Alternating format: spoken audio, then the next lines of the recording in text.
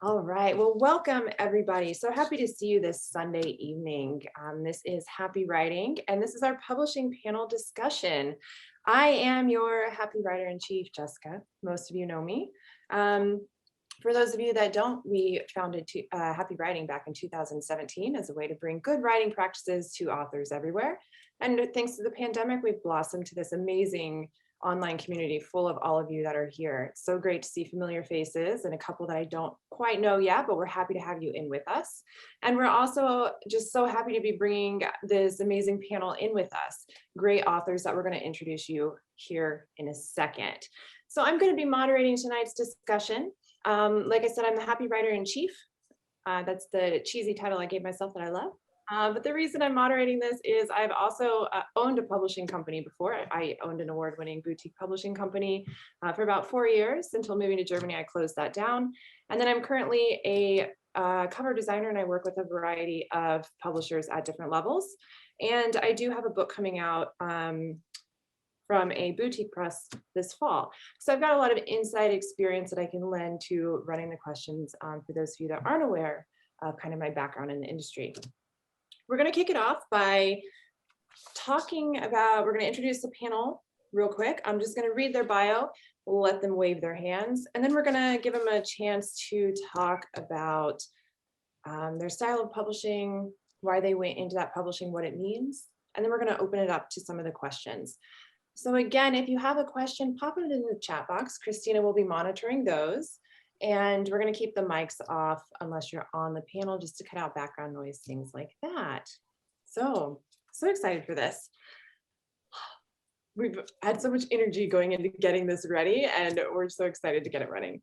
First up on the docket, Hannah Ellis, if you want to give us a little wave. Hannah's from Sheffield, England. She's lived in America, Australia, and Ireland before settling here with us in Munich, Germany. She self-publishes, and her debut novel came out in 2015, Friends Like This, and has since then published many more books, which is an understatement. Hannah is a machine. I know a lot of you have heard me talking about Hannah in the groups and what a wealth of information she is. So I'm so excited to have her here. So one more wave for us, Hannah. Thank you. Next up is Hannah C. Howard, our second Hannah for the evening. Hannah is actually our traditionally published author, and we're super excited to have her in. And her bio says she spent most of her childhood wondering how she might avoid growing up, which I think we can all relate to, and I still do. And she solved that conundrum by becoming an artist and writer. Tea is an essential food group, and she loves geeky triumvirate, like Harry Potter, Lord of the Rings, and Doctor Who. Sorry, I probably should have practiced that before reading her bio. But her book is traditionally published. We're going to talk more about that later, and links to everyone's books will come as well, so that way you can pick those up. Hannah, give us a little hello. Hi, thanks for having me. I forgot, since I have you guys pinned, that only the speaker shows up. So I'll have you say hi instead of wave. Next up is our very own Amy McCracken. She is the publishing director of Vine Leaves Press, which is a small press, half commercial, half experimental, which is a great extra set of eyes to bring into today's discussion. She edits and typesets books for self-published authors and small presses, and is real passionate about helping authors publish their books, get their books ready to market. Amy's published quite a few books as well, and has a series of novellas coming out that I'm super excited for. And like most of us, she's been swimming in books her whole life, so it was only natural to move into the book world. Amy, give us a wave. Hello. And last but certainly not least is our own Beth Wellington. So Beth is also a prolific writer, and you might know Beth from her Oracle decks and all the information she's shared in groups about the book she's previously self-published in her upcoming book, The Compound. So she's written romance, dystopian, children, and nonfiction books. She also teaches self-publishing at the City College of San Francisco. And in August, she will be leading us in a self-publishing course that we'll tell you more about later. Beth, give us a hello. Hi, everyone. All right, wonderful. So that's who is on your panel tonight. And I'm going to go ahead and have Christina say a big ol' hello to us too. You all know and love Christina, but she's here moderating the chat box, so we can't forget her because of her great contribution to the evening. Thank you. So great to see everyone. Awesome. What we're going to do is we're going to go around the table again. We'll just go in that same order. So Hannah, Amy, and Beth. And if you wouldn't mind explaining your style of publishing. So what does it mean to be self-published, traditional, or for a small hybrid press? Hannah Ellis, we'll let you take it off first. Thank you. Yeah, so I self-publish. So I take care of all the everything around the publishing myself. A couple of things I hire out, sort of the editing and cover design, but I would then organize and pay for that myself. I take care of all the marketing and the advertising. Yeah. Wonderful. Hannah C. Howard, what does it mean to be traditionally published? Yeah, so I went the traditionally published route, and that essentially means that you hand a lot of that stuff over to a publishing house, to an editor, to an agent. And so I don't have a whole lot of say in like my cover. I get to contribute a little bit in the way of thought or opinion, but I'm largely uninvolved in that. I have to take a lot of other people's opinions into account when it comes to even content in the book and language and things like that. The upside to that is that I am not solely in charge of my own marketing and a lot of the administrative parts of publishing I don't have to worry about. So that's my publisher's job, my editor's job, my agent's job. Yeah, what else is there to say about that? It's a hard route in a lot of ways. There's a lot of sort of milestones you have to pass to get anywhere. But if what you want is to not have to do admin basically for your book, it can be really worthwhile. So. Wonderful. We'll dive deeper into that later because I know a lot of people have questions about the marketing differences. So we'll definitely get into that. Amy, you're small press, maybe even consider hybrid in a little bit. Tell us a little bit about your world. Sort of. So for my own books, I'm self-published. I've taken care of everything the same way that Hannah Ellis has. But I am publishing director at a small press. So I am the person making the decisions and being the liaison between the author and their book. Typically, I'm working with the editors and sending the manuscript back and forth between people. So I'm controlling the process, but for other people. And so I also have a hand in marketing those books. I understand the process of getting those books ready to be published and where they would be published. And then I get to use all of that lovely information to publish my own books. So, because I co-own the press with the other owner, my friend, we publish our books ourselves, but we utilize all of the tools that we have from our small press to be able to get our books out there. So real quick, what would you say it means to be a small press? Basically, it's I don't want to say we're not something, but we're not the big five. So the big five, and there are many, many, many presses underneath them. We are not one of them. We are running it ourselves. So there are two people behind this team pushing everything for the books that we accept. So we're putting a lot on the line and not having big money behind it. Not that Big Five is all big money, but yeah, they have the big names that allow them to do more things with their books. So would you also say then that in that instance before, since we're just kind of defining the roles here, that big press tends to focus a little bit more on maybe a handful of books and small press can be a little bit more personal? yes. So the big five tend to have a couple a year that they really push, and then they publish a lot more than that. But a small press, we were publishing last year, we did 10. This year, we're hoping to do 20 books in the year, but we have to focus a lot of our time into each of those books. Essentially, though, according to the paperwork, it's the same because you are signing over the rights to that press. You're not paying anything. If you are an author working with a small press, you're not paying anything. That would be Vanity Publishing. And we'll discuss that. But it on paper, we're exactly the same as the big five. We just are more, like you said earlier, we're more boutique. We're a very, very small team working directly with our authors. Great. Thank you for that. It's a question that came up quite a bit for us is how do you define the difference between small and large publishing? So thank you for diving into that a little deeper with me. And then Miss Beth. Beth, I'm excited to have you on here because not only do you self-publish books, you also self-publish complementary material that goes with your books. So you have a lot of experience in different avenues that can be beneficial for authors. So tell me a little bit about your definition of self-publishing and what you do as an author.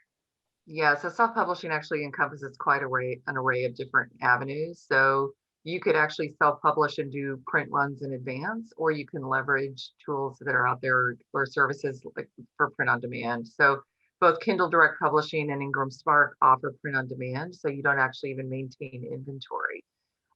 So there are pluses and minuses of both of those, and we're exploring both of those avenues for the next book.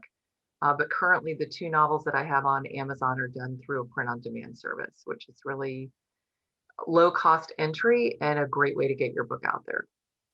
Awesome.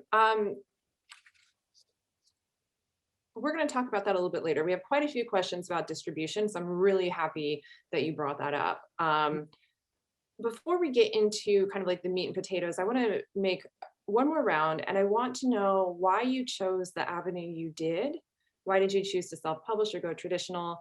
And then if you could quickly summarize what you think the benefits of your route are and what maybe you wish you would have known before taking that route.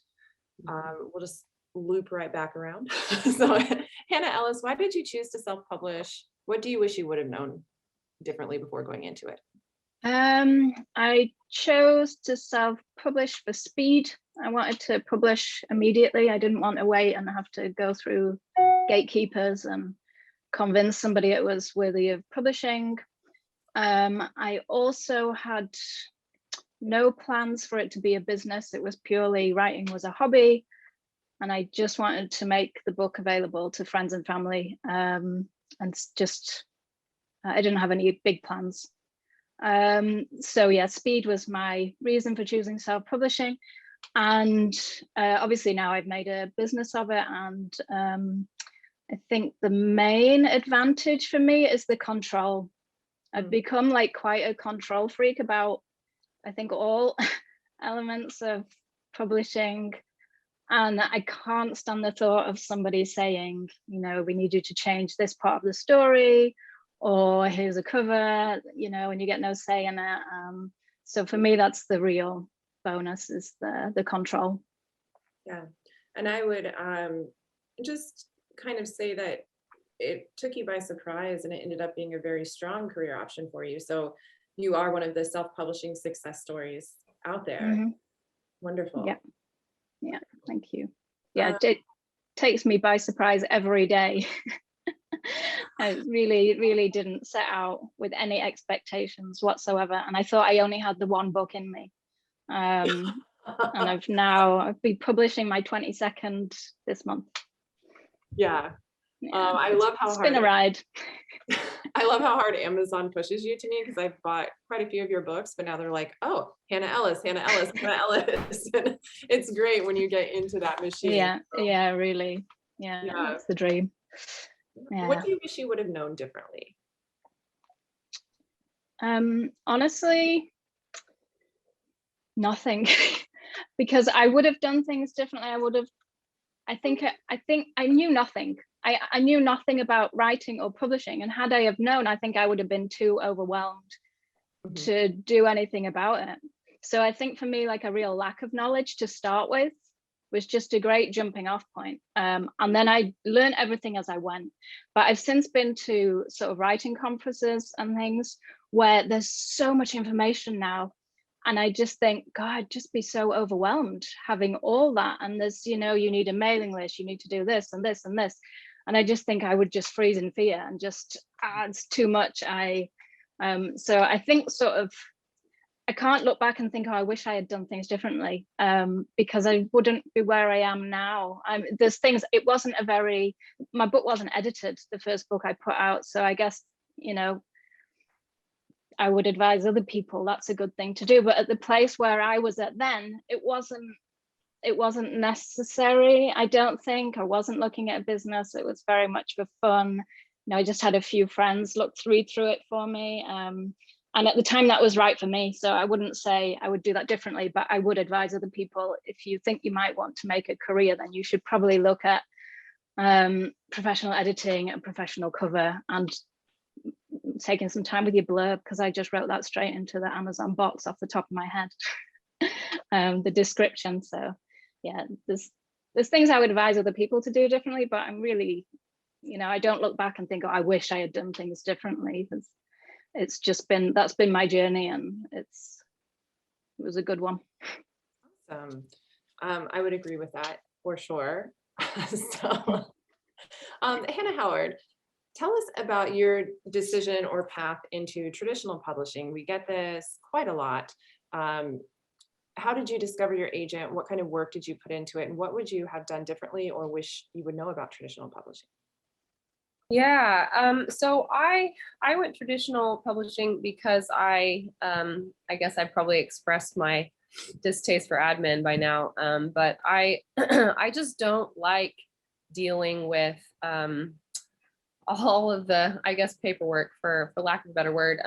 I like to write, and I want, my dream has always been to make a living at that, and my, I guess, impression as an aspiring writer was that if you wanted to make a living at self-publishing, then you needed to be pretty invested in the marketing side of that. And that's not something that I was interested in. I sort of stumbled into running an Etsy shop for a decade now, and I have always hated the marketing part of that more than anything else. And so ironically now, of course, if you're even a traditionally published author, you need to have an Instagram, and you need to have a Twitter, and you need to be active on all these platforms, and you need to be pushing your book, and blah, blah, blah. Maybe we'll talk about that later.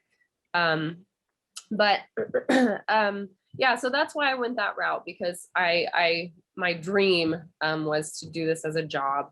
And I thought the best way that I would be suited to do that would be if someone else was taking care of a lot of the details, specifically probably the marketing part of that, that I didn't want to be in charge of. I also just don't love self-promotion. I don't feel like I'm very good at it, and I didn't want to do that. So that was why I went that direction. It has been a long road. So Hannah Ellis, I totally admire your just wanting to get it out and get moving. And I feel like, Amy, that's what you've done as well. You just want to keep writing and move on and get the book out there. So if that's what you want, I probably wouldn't recommend traditional publishing as a route.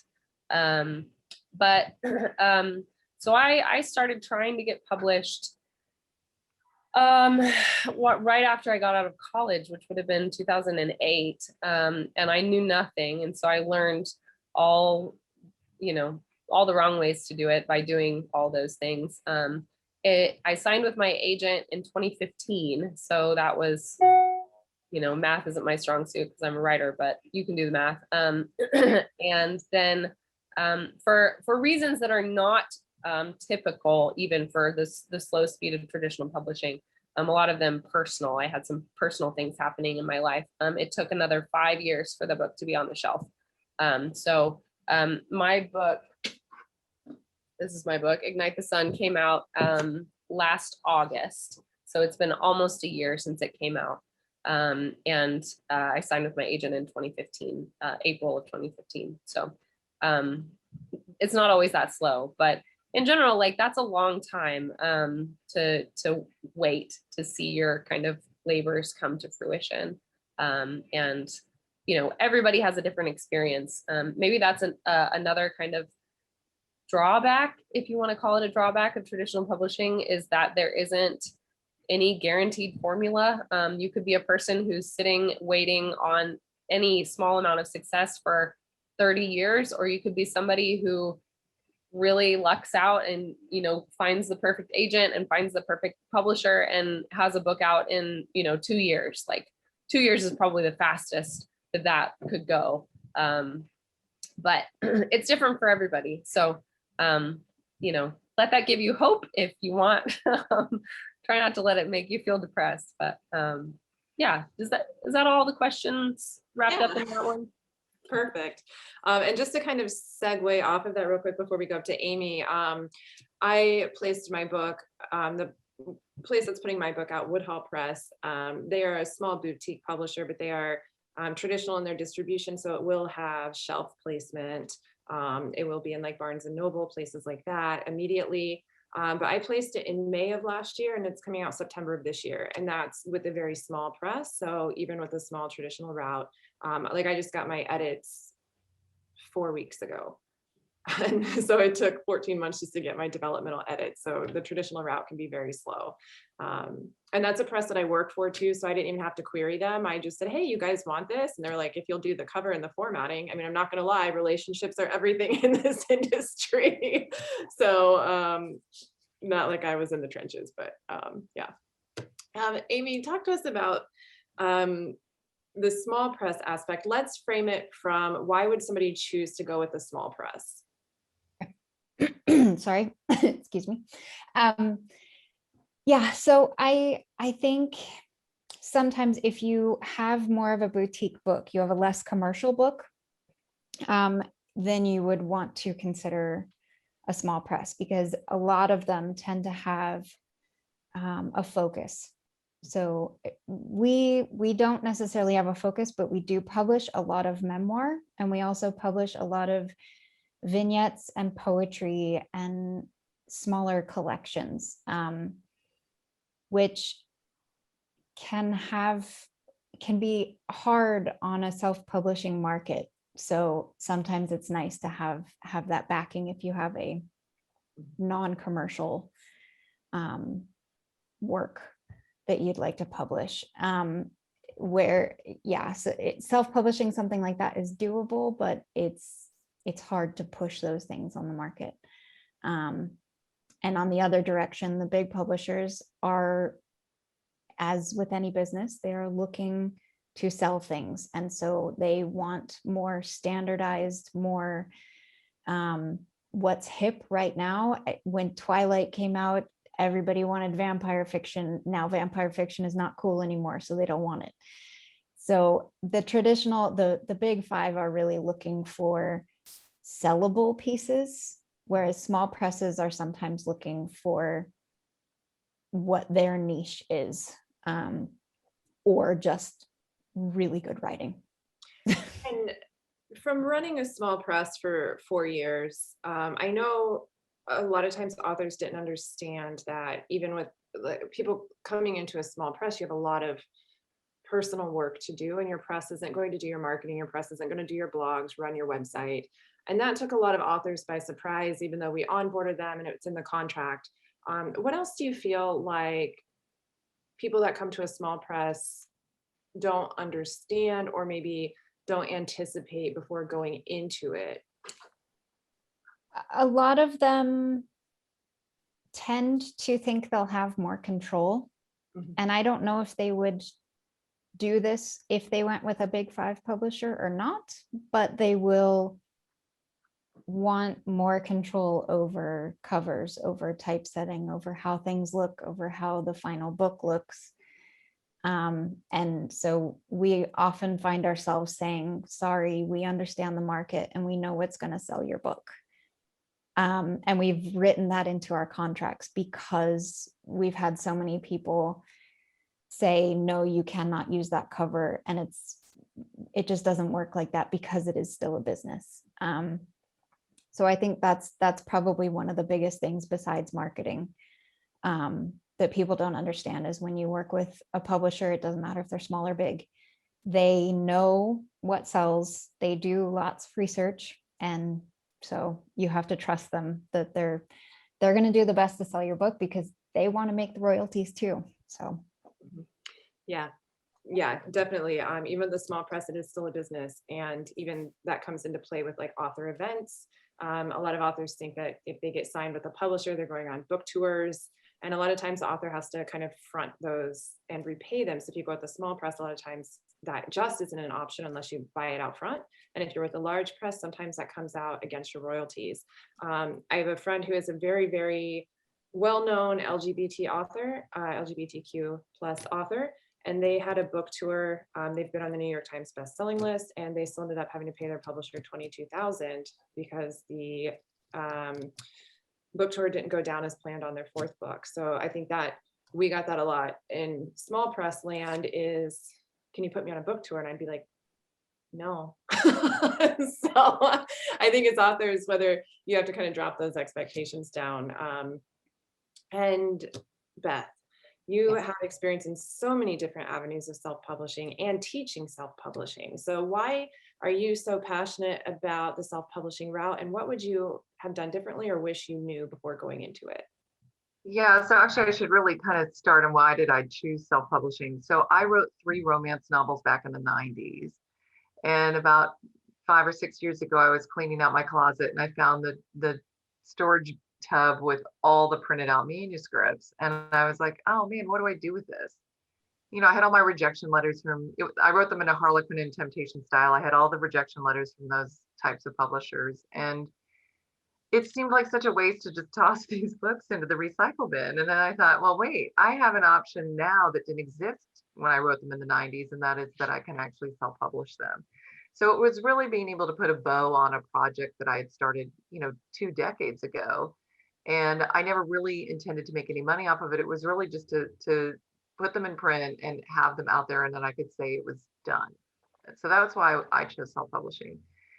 I chose print on demand because I didn't really want to have a huge amount of inventory. My mother had self-published a cookbook and informational book about farmers markets in California, and she'd printed 2,500 copies, and she still has many of those copies still in her garage. So I thought, well, that's not really something I want to do either. And then my sister had also self-published a collection of recipes that she developed, and ended up selling the recipes, and I had to take the book off the market. So to me, where I was maintaining inventory just didn't make any sense. So that's the reason I chose print on demand, and the reason that I didn't really try to seek out. I had actually sought out the traditional publishing route and had not had any success. So I'm gonna pause you right there because this has been a popular question in there is, what do you mean by distribution? So we might have some authors on here that don't understand quite what we're saying when we're talking about distribution or print on demand. So would you just kind of maybe clarify that real quick for us? sure. So Ingram is basically the main distributor of books. I think they distribute about 95% of all books out in the market, and you're going to pay a distribution fee to them. If you do print on demand, you're paying them 15% of your book price to have them distribute your book to a place like Amazon, Barnes and Noble, a boutique bookstore, a library, wherever it is that someone's ordering your book. Yeah, and print on demand means that it's only printed exactly when it's sold. So they when it's ordered. Yeah. So Kindle has a very big print on demand. It used to be called CreateSpace. Ingram used to be Lightning Source. Ingram is now Ingram Spark, and Kindle Direct Publishing has replaced CreateSpace, which was an acquisition by Amazon, I don't know, 10 years ago.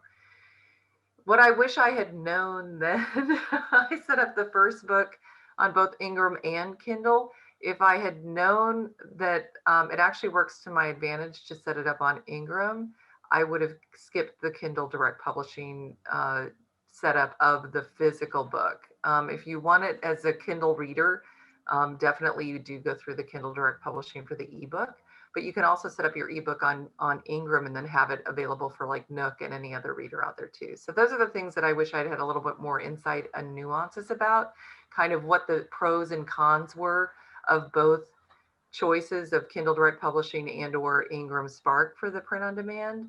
The part that I'm exploring now is kind of what we touched on with distribution, is actually considering inventory for this next book and housing that inventory in a distribution facility where you are storing pallets of your book and you have a paid distributor who's going to like put it out into the market. You do want to have some type of engagement with Ingram. As I said, they are the source for most distribution for fiction in the world. So yeah, there's so many different ways to go about it. If you just want to dip your toe in the water, I would say do a print on demand, don't have the inventory, and work out all those pieces, like Hannah's calling those administrative pieces, the marketing elements, all of those different things, so that then you know that you can actually sell through any inventory that you have. So actually a great segue to your publishing class, because this is a full discussion on its own that I think is going to open up a lot of questions. So I would say if anyone has questions on what Beth has just said, know that she is leading us in a very strong, amazing class on August 8th. Christina's already dropped the link in, but really kind of diving into that is a massive discussion in its own. So we're going to push and encourage people to go into your class, because I want to give you full time to get into that and answer all those questions. yeah, no worries. And I did also want to touch on something that's already, Hannah Howard touched on, which is the traditional publishing. So I have a book now that's about ready to go to press. I think it's very timely it's sort of loosely based on Trumpian politics, a pandemic, things that are very timely. To your point, Amy, around Twilight, it's sort of my Twilight period. These pandemic books are really popular right now. This is really a high demand type of topic. And what I was told, if I do a traditional publishing route, the earliest I could be in market is 2023. So I could shave off a year and a half by publishing through either like what Amy's talking about with like kind of these boutique, and I set up my own publishing company. So I have like kind of a boutique publishing company that's going to publish the book. And then I can be in market a lot faster and actually leverage the timing for this type of book. So that's the other consideration, that knowing your market, knowing your audience may be built in and there for decades. It might be the kind of thing that resonates, like romance. Romance is one of the top selling genres. So if it's a romance, it doesn't really necessarily have to come out tomorrow. But that's another consideration as far as whether you choose to self-publish or go down the traditional route. And that's a perfect segue into another question. We have a lot of authors that have questions about what it costs to publish, and we'll get into that. But I want to touch on what you just ended there with the audience. So I'm an author platform coach. I help authors build their audience. That's what I specialize in. I'm a university professor of social media, blah, blah, blah. That's my jam. I always tell authors, get that audience up. Laurel, who's in the group, just got her book deal. She has an audience of somewhere around, I think, 400,000 total, and her agent that she signed wanted her to raise her audience up even more. Audience is a big thing to help authors get placed, especially in the modern world. I'm publishing an academic study on this fall about the impact of social media on the publishing industry. And I think this is great because we have people in here that are very involved in that platform, the growth, understand the importance of the audience. And then Hannah Howard, you got placed in 2015. Did they even ask you at that point about your social media, or if you knew who your audience was? Because publishers today want you to come to them and say, this is my audience, this is my size, this is who I can reach. Yeah. Well, no, it wasn't a question that my agent asked in 2015. We did have to, when we started, went on submission to publishers in 2019, in January of 2019. And so part of that was putting together like a pitch packet kind of thing. There's a real word for it. I don't remember what it is. It basically looks like a short resume that gives your, I don't know, relevant credentials as well as the pitch for the book. And social media was included on that, but both my agent and my editor ultimately sort of said that because I write young adult fantasy and fiction in particular, there's less need for a social media platform. If you're writing nonfiction, a platform is pretty much essential. If you're writing fiction traditionally, like through a traditional publisher, it's a bonus. But if you have a really strong book, they don't really care that much how strong your social media is. They're going to tell you to get one to build a platform, but that's not like a prerequisite necessarily to getting a book deal. Awesome. And that's something that I've seen quite a bit too with fiction. I surveyed around 300 different publishers, and a lot of them were saying for fiction, if you have a platform of like 5,000 to 10,000 total, then they consider you excellent. If you're nonfiction, they want you to start at 50,000 total. So that's good to hear kind of in your experience, because it can be very draining and it can put a lot of pressure on an author. Hannah Ellis, you run an amazing sales process with ads without a strong social media presence, in meaning that you have a good following, but you don't invest a lot of time into there. Do you think it would help you, or do you think at this point it would just be wasting time for you as a self-published author? I guess it probably would help. I don't know. I decided quite early on that's not where I want to put my attention. I think you have to have some sort of platform, but mine is very much I post when I have a new release mostly, and sometimes I forget to post on some other platforms. Yeah. So, but I do think, would I be better off if I put some more attention there? I don't know, but it's not where I want to put my focus. I want to, like Hannah Howard said, I don't like all those sort of extra things that we need to do. I want to have as much time as I can for writing. That's what I want to be doing. And I find the social media as well is such a sort of mental drain. It's like takes up so much of my energy that I kind of had to take a step back from it. And also I wasn't posting much, but I was spending a lot of time thinking about posting and that I should be posting, and that's something I should be doing. And then at some point I thought, well, either do it or stop thinking about it, because that's a complete waste of time worrying about something. Like either do something about it or just say, no, I'm not going to do that, and that's fine.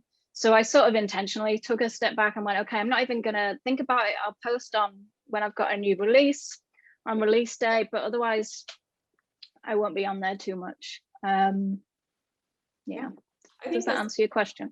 It does, because I think it speaks to the power of knowing your audience. And if you can reach them through ads, and as authors, we have to decide what works for us and what fits into our platforms. And social media is absolutely draining. I run 22 author accounts right now, and I don't have time to look at my own. Wow. So, yeah. You know, it can really take its toll on you. But if you know your audience and can speak to who you're speaking to, then you can find what works for you. That's the most important thing that I want to pull out of this tonight. The purpose of tonight's discussion is finding what works for you. I don't think there's really any other way to say that. Is new publishers will want you to at least make an effort, but at the end, it's what works for you. And if a publisher says, this is what I need, and you say, this is not what I'm comfortable with, then find a different publisher. You know, making sure you find that fit. Let's circle back to something Beth said, because about 90% of the questions we had coming in have to do with money. And some of the questions coming in the chat box right now have to do with money. So we're going to spend a lot of time talking about the economics of publishing. And we did the author business plan class. This came up quite a lot as well. One of the big questions right now is in regards to vanity presses. Amy's face says it all. These, I'm going to come to you in a second here, Amy. These have been springing up quite a lot. Diana put in the chat box, I just saw this, that there are self-publishers. They call themselves this. They offer deals with typesetting, copy editing, professional cover design, marketing, distribution. And some of us will see those packages and think it's a great idea. And then there's other publishers that are actively pursuing authors as traditional publishers, and then once they accept your query, give you a fee. Amy, do you want to talk to us about what a vanity publisher is, why you made that face, and how much an author should expect to spend when they are signing a contract with a publisher? Yeah. The best part is I got my start being an editor for a vanity publisher. And my professors told me not to do it. And I was like, but I want to be an editor. Anyways, so the definition of a vanity publisher is a publisher that you sign your rights over to. They own your book's rights, but you then pay them to do the services or create a print run or anything. You should not be forking over any cash. You should not be paying a publisher. The other thing that Deanna is talking about is these services that are offering self-publishing services. Sometimes they call themselves hybrid publishers, which is really annoying that the terms get really confused, because you can also have a hybrid author who is someone who's traditional and has a self-published book out. So, but some of these services will call themselves hybrid publishers. And what they're doing is they're doing the footwork for you. So you are still self-publishing, you own your rights, and they are just providing you with editors and cover designers and distribution and all of those things, but you still own your book. So I would say there's nothing wrong with them, but be wary. Really look into them, really check that they're not a scam. What sucks is a lot of them are coming out of places like Amazon has their own service like this, or other publishers that are offering these self-publishing services to books they wouldn't publish, but they're offering, if you pay, they'll do the services for you. So some of them are a little bit scummy. You just need to be careful. True self-publishing, true independent publishing is you search out the service providers yourself. You find the editor, you find the typesetter, you find the cover designer, you figure out what you can do for yourself. Hannah Ellis does her own typesetting and ebook work because Amazon has this lovely tool you can upload to. So there's a big spectrum of options. Main thing, don't sign away your rights and then pay for something. And Beth, you have something really coming to mind. So tell me what's got you so excited. Well, I paid $250 to a cover artist for the cover design for my romance novel. And I paid $49 to upload both the ebook and the print book onto Ingram Spark for the first one. And for the second one, which I wish I had known for the first one, there are coupon codes that you can actually get that $49 fee waived. So for the second book, I spent this $250 for the cover art. I purchased a template for both books that gave me the interior print design. So it came formatted with left and right gutters, with the headers, with chapter heads, the title and author names and the page numbering already in place. And I think I paid $89 for a lifetime usage of that template. So if you figure for both books, less than $600 in, I had both books published and out there. So for me, you can do something really professional looking and creative. And, I'll show you examples in the publishing course on books that were self-published where they didn't do that. The spacing's all wrong because they didn't use a typesetter, where the editing is awful, all these different things, all the way down to somebody who used a book designer and an editor, and the book, you would never, ever know that it was a self-published book. It's so beautiful. So I think that's the spectrum, right? It's like understanding what you can do to make your book look legitimate and published versus somebody that sort of just uploaded, a double-spaced Word doc, without justification into a tool and said go, and they bought a stock photo and overlaid something with text. So, there's some really easy and affordable ways to get the book produced. And, I use Upwork to find the artist, and I found that he was out of the UK. And he even created a video of the book cover as he was designing it. So then I included that and posted it as well. So there's so many different things that you can do, and it does not have to cost you a lot of money. And then the other part is also with the cost, you want to be building into your pricing of the book, at least a 55% wholesale discount that covers 40% to the bookstore and the 15% to the distributor. And you want to make sure you're making money on the book as well and not like running at a negative. So there's so many things to take into consideration, and there are tools and different calculators out there to really help you understand that and do conversions into different currencies, et cetera, et cetera. Again, all will be covered in more detail, but there's no reason that you can't actually publish a book for a very small amount of money and have it look really professional and well done. I would agree with that. And because we've gotten this question a lot, is how much should I expect to spend in publishing? If you're going traditionally published, I know Hannah Howard can attest to this. You should not pay your agent. You should not be paying your publisher. You might spend money on your own end, but a lot of times they'll tell you what kind of material you're allowed to put out. And I'll let you talk to that here in just a second, Hannah, what they've told you about the control over your marketing. But this is something that we talked about in the author business plan class that we put on, is you spend time or you spend money. So if you don't have the money to spend, then you might have to spend the time to learn a program, learn to format, or find the right person. There's things that you can do, like go to design colleges, Upwork or 99 Designs. You put your budget in and people compete for you. So you can go to 99 Designs and say, this is my design brief. I have a budget of $100, and you can get designers that will give it to you, and then you pick the winner. So that's a great option. Or you can spend in upwards of thousands of dollars. When we're talking about vanity presses, a lot of times you might pay them somewhere from $700 to $2,000 in marketing, and they might not ever actually do it, or that marketing might not pay off. So I would personally caution against that, because $2,000 in personal marketing or Amazon ads can do a lot. So how much do you spend in publishing? As you know, we've kind of hit here, it's really hard to say. The best thing for you to do is to set your budget and find what works within your budget. And Christina and I are talking about opening up a resource section on the site in order to do that. So Hannah, let's segue into the traditional publishing real quick. What have you had to spend on your own, and how does your publisher control what you're allowed to say or how you're personally allowed to market your book? Like, could you print t-shirts up with your book on it, or would they not allow that? That's a great question. I've never asked that one particularly.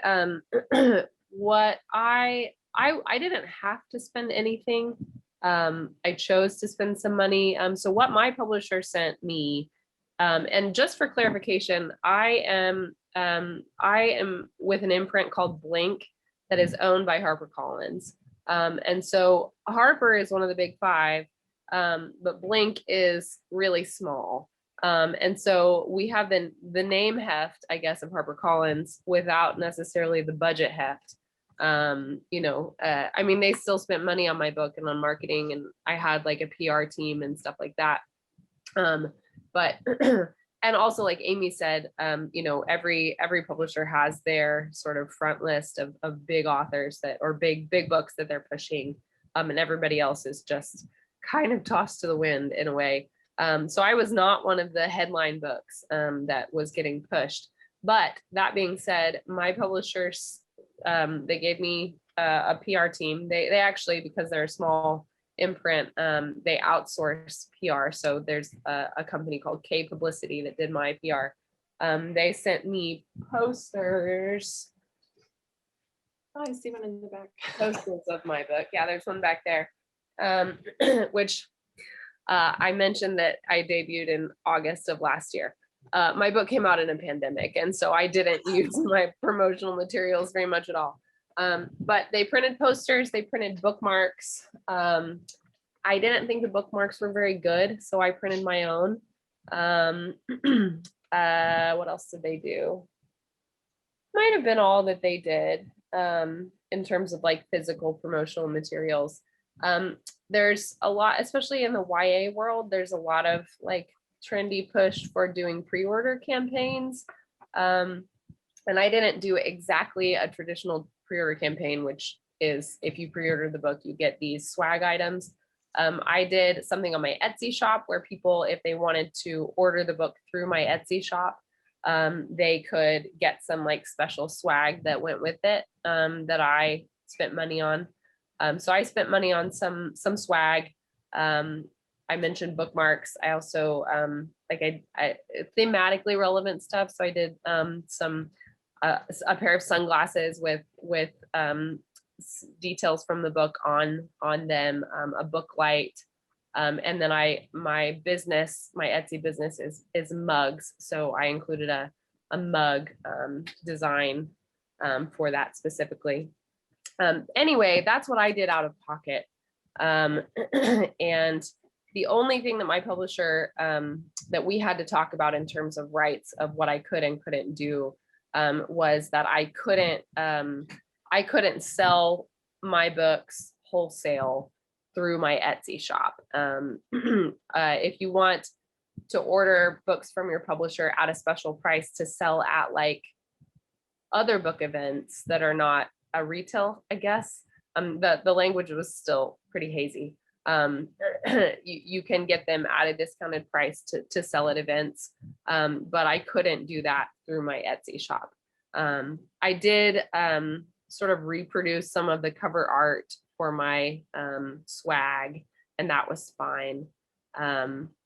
So I don't know, all the kind of in every specific example, what would be allowed and what wouldn't. And it could be that at a smaller imprint, there's less concern about that, with a smaller book at a smaller imprint.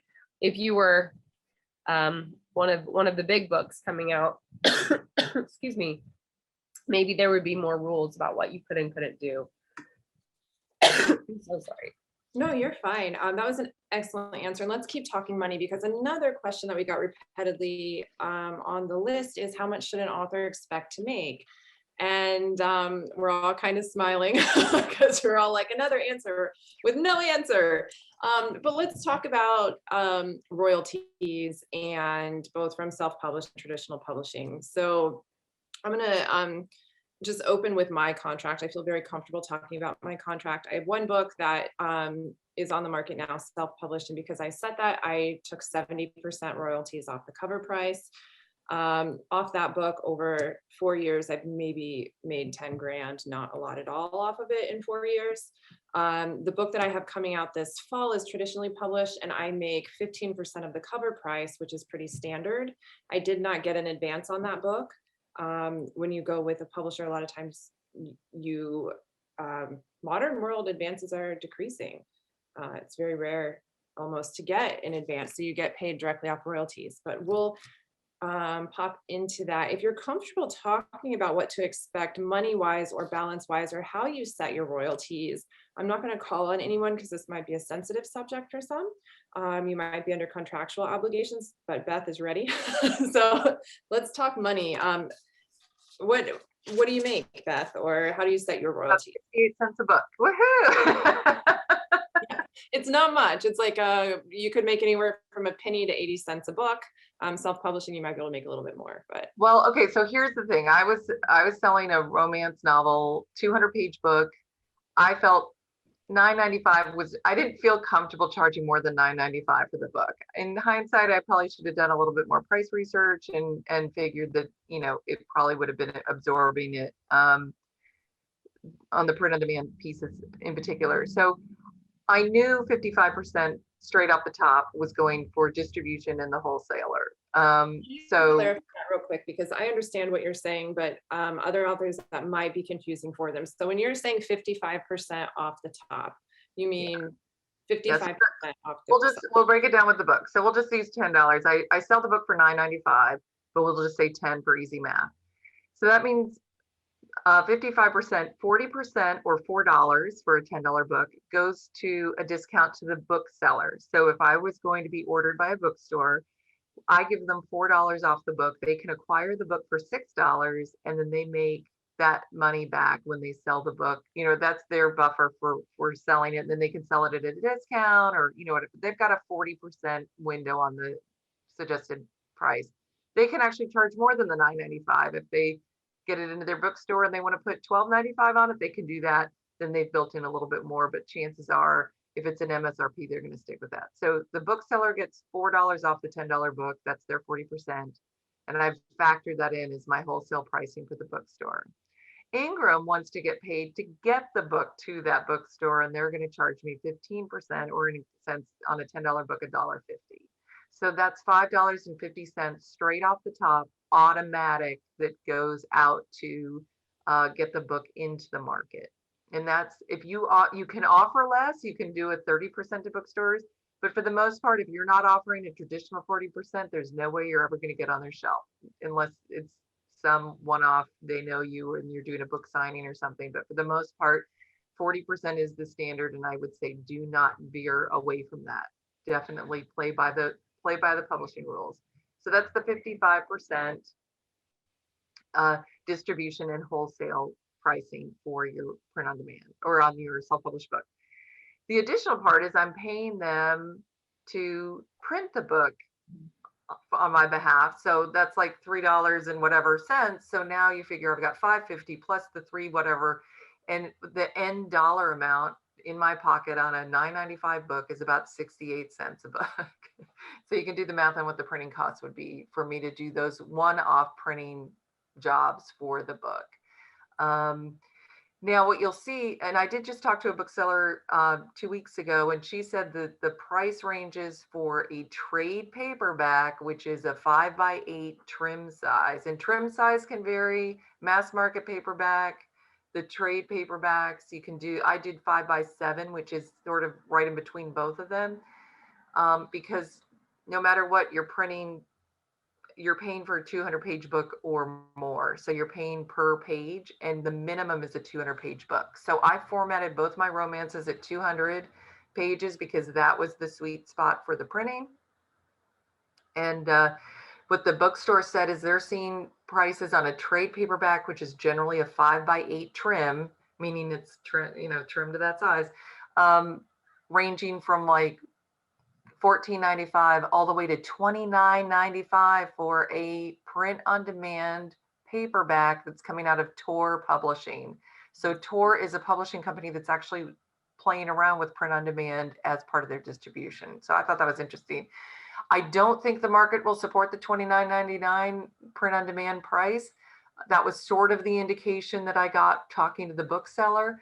The sweet but Amazon will actually ban you now if you're playing with prices at that point. You can't have your account taken away if you're self-publishing and putting the book up too high.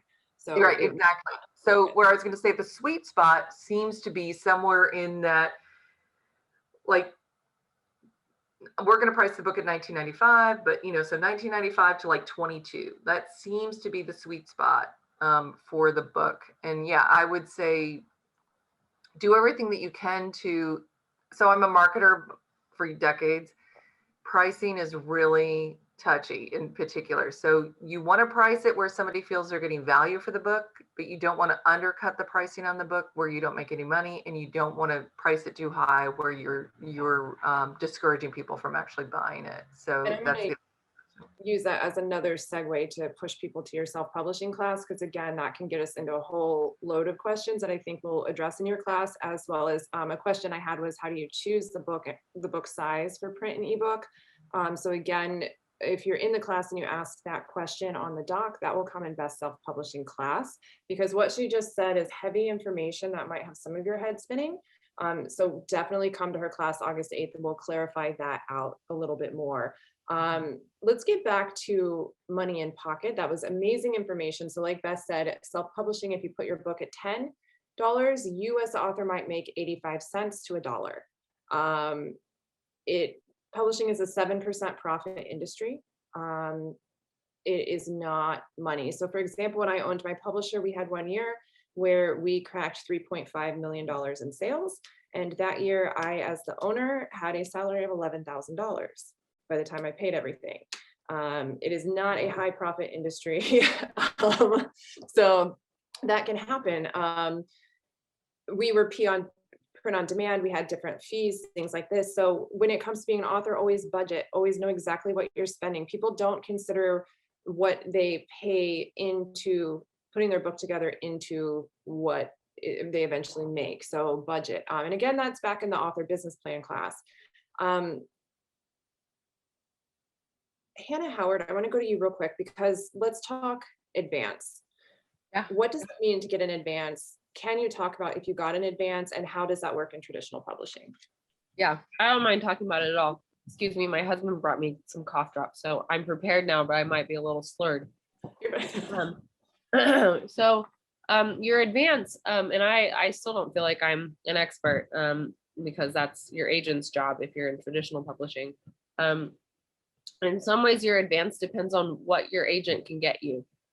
So my agent is a bit of a bulldog, and she navigated with my publisher for, I mean, months, months of sending the contract back and forth, trying to get things to her liking. And that's everything from your advance to who owns domestic rights, who owns world rights, how much of a percentage you're going to earn on audiobooks, how much you're going to earn on ebooks, on print books, all of that stuff, like, you know, pages and pages and pages, of course. And so, and I don't mind saying, because I feel like demystifying publishing is a really important thing to do. So I sold this book, a single book, to a small imprint under HarperCollins for an advance of $12,000. And when I earn out, if I earn out, and I think something that I was not aware of prior to becoming a traditionally published author is that a lot of people don't earn out. And I have friends who have multiple books with kind of a small imprint at a big publisher who have not earned out on multiple books. And that, like, I don't know, traditional publishing can be really discouraging, because, you know, like anything, they're a business, and what they want to do is earn money. And if you're not doing that for them, it becomes harder and harder to sell books to them. But I think for the most part, if you're being traditionally published, you will earn in advance. I don't know anyone who hasn't or who doesn't. But the downside to that is that if you don't earn out, you obviously don't get any royalties. And so until your book has sold enough to pay for your advance, you're not going to make any more money on it, which can be kind of stressful. I know that in some rare cases, if I don't really understand legally why this is allowed, but if an author sells their book, you know, in a book deal for big money, because the publisher thinks it's going to be a big book, and then it just flops, occasionally that author will have to pay back some of their advance, which, you know, I'm not a lawyer, so I don't know why that's allowed, but it is. And so I don't know, I think, to me, one of the pitfalls or downfalls of traditionally publishing your book is that it can feel a little bit like you're walking through a minefield. Like, you can and will be held accountable for anything that you did or didn't do. And, you know, it might come down to them stripping you of the money that they gave you. When it's a small book, and I think probably $12,000 is considered a small advance, especially because, like, you know, that's not anybody's career for anybody's income for a year. And you probably can't traditionally publish more than one book in a year unless you're somebody who's already well into the machine and selling really well. Yeah, so I don't think that registers very high on their radar of things that need to be paid back or else. But I think that's probably pretty standard on the small side of traditionally publishing. You said a few things in there that we've had a lot of questions on. That is rights. That is some of the legalities. So if anyone has questions on that, I'm currently talking to two specialist lawyers in the publishing industry to try to get one of them to come in and speak to us specifically to those. We did have a lot of questions in regards to international rights on books, copyright, quotes, things like that. Excellent questions for publishing, but a little bit more on the legal side. So if you did ask one of those, please don't be disappointed that we're not covering those tonight. I am looking at getting a professional to come in, and they can also speak to the important things to look at in a contract. I had quite a few people ask, what should I look at in a publishing contract? And even though we're inside that field and we've signed contracts, I think most of us will tell you always go to a lawyer first. So those questions aren't going to be asked tonight. So if you did get a question off what Hannah just said, we're going to address those in a future panel. Hannah Ellis, I'm going to come to you real quick because you are a successful self-published author. What do you feel your biggest financial lesson has been in the self-publishing world in terms of turning it into a career and making it viable and making money off of it?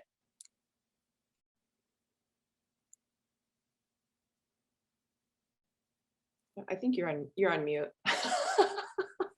Sorry. Just There we welcome go. to 2021. I was trying to spare you my coughing earlier. Yeah, I think I spend quite a lot on Amazon ads.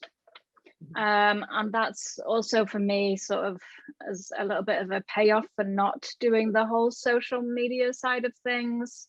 I rather pay to advertise the books, which I think you really need to do. I mean, you can get lucky and that algorithm picks you up and without any advertising, but I think that's pretty rare to happen. And I found paying for adverts and advertising against the books that are similar to mine has really paid off really well. It sort of puts you in the right. I should also say I primarily use KDP. I publish exclusively on Amazon. Yeah, so I find that I can use paid advertising to put my books in really good also books. So when people are scrolling through Amazon and they're looking at the kind of books they want, then my books will come up underneath as the customers who bought or enjoyed this also bought these books. So I found like getting my books there was a real game changer in terms of sales. Yeah. Yeah, and I think like with self-publishing, it's so hit and miss. You hear so many different stories, people who are convinced you can't make any money, people who are making tons of money, and lots of in between. So I think it's really hard to say. And I guess like for the first 2 years that I was publishing, I didn't really make any money. I also wasn't spending a great deal of money. And when I started to spend money on advertising, I really started really low and then built up over time. I feel like don't spend money that you don't have. Like wait, like put a bit of money in, see how you're doing, learn the advertising, and then when you've got the hang of it a bit, then and you're making the money back, then reinvest that money rather than putting out a lot of money that you don't have. So I built up gradually. And then the last 3 years have been really good. Been any sort of 6 figures for the last 3 years. And then you have a lot of room to play around with advertising. I spend a lot of money on advertising now. I put money into having my own audiobooks produced, translations. I pay for my own German translations. Yeah. And I think an important thing to note there is if you go the self-publishing route and you put one book out, do not expect it to be a big seller. You have to go into that knowing that most authors make under $10,000 a year. In the US alone, 45,000 books are published every single day. So there's high competition. The Amazon algorithm specifically, if you're not putting out at least 4 books a year, does not push you as heavy in their algorithm. When you self-publish, they are made to push. So you might have to play with that a little bit, but again, realistic expectations. So I like that you said for the first 2 years, maybe you didn't have the success that you had now, but you stuck in it with the long haul. And I know we're both fans of the group 20 books to 50K. Yeah. Amazing Facebook group. And their thing is, if you want to make 50K, you need to put out 20 books, and you hear a lot of success stories. So definitely recommend getting it there. I would also, just to jump in, I would say what's been really great for me financially is series. I write in series, which means I can lower the price of the first book and promote that really heavily. And it doesn't matter that I'm not making the money back from that one book, because I don't pay money to advertise the rest of the series, but I make my money back from the read through. Mhm. And that goes with fiction. If you're self-publishing nonfiction, you might have a little bit more luck off one book. And again, that's because with nonfiction, you're expected to already have a base before you put a book out. I want to move on with another thing that kind of touches on what you said, Hannah, when you said your German books. A lot of people ask me questions about, one in particular says that they've been told by some US publishers that those US publishers do not work with American writers is it due to copyright, contracting, taxing? We'll get into that a little bit deeper with the expert that I want to bring into us in a future one. But a lot of times that does have to do with worldwide rights and market, again, knowing your audience. So if you're not a US writer and you're trying to get into an American publishing company, it could be because of taxes, might not, because a lot of countries have tax agreements, but it could be because your book isn't set for the US market, or you don't understand the market, or you personally are not able to reach that market, so it's extra work for them. But the US publishing is kind of seen as like the holy grail, and a lot of people are curious about foreign rights. So we had questions about how do you get your book into different markets, or best strategies for hitting international markets. As those of us in self-publishing, and Amy, we're gonna be able to hit on that. Because self-publishing, you have a lot more options to control the market. So for this one, I'm going to start with Amy, and then I'm going to go to Hannah Hannah Howard for the traditional marketing aspect on that, and then we'll come back to Beth and Hannah, because Beth, you've got experience with your oral decks internationally, and Hannah, you've got German translations. So this is a big question, and then we're going to close it down with talking about agents and querying. So Amy, let's dive into this. Small press, what are the chances a small press is going to place a book internationally, or how do you handle your distribution focus? For our press specifically, we work with Lightning Source, which is what all publishers work with. It's the publisher side of Ingram Spark. Ingram Spark is the self-publishing side. And so our books are print on demand. They are printed as soon as they're ordered, and we own worldwide rights. So it is available in all markets across the globe. And you can choose that if you're self-publishing, you can choose that in Ingram Spark, you can choose which markets you're working in. I know other presses and publishers will purchase only specific market rights. There's a lot of different reasons for that. Sometimes they don't want to deal with paying for translations. Sometimes they don't want to deal with marketing in other markets. We're an entirely online press. We are essentially global because my business partner is in Greece and I'm in Germany. She's Australian, I'm American. We don't see the point in targeting one market because everybody we know is in all markets. But there can be reasons for presses and publishers to not want to do that. The beauty of that might be that you can sign with one publisher for one market and you can sign with another publisher for another market. So that is a possibility. I think one of the biggest questions we get, because most of our authors are actually American, they are always asking us about copyright and asking us where it will be registered, since we are a European company. And we are of the belief that you own that copyright the instant you wrote down that idea, and it's really not worth registering it with any copyright office. If you want the little certificate, cool, go for it. But we as a publisher are not going to do that for you because you already own the copyright. So that's a good thing that we'll hit again when I bring the expert in, but yes. How do I protect my work? Email it to yourself so you have a timestamp on it. Here in Germany, your work is yours the moment you produce it, so it's automatically protected. If you're in the US, you can pay $35 to the Library of Congress and get your little certificate, and that's fun to have. A lot of big presses will do the copyright. how do you protect it from being stolen? You don't. You get online every day and file copyright infringement claims. That was half of my job before. It's just something you deal with as an artist, honestly, is fighting it. The one thing you said there that was really good that I think authors should look at when looking at a press is you can sign rights to them. So you can say, like, if they're a small US publisher, you as the author could say, I only want you to have my English rights in the US, and you can hold the rest of your rights. You can negotiate that contract with them. So then you could also shop it to an Australian agent. Those of us who are here in Germany, the Frankfurt Book Fair is here. It's the largest international rights convention in the world. So you could go to that and meet with agents and sell your book there. I've sold books at the Paris Book Fair before.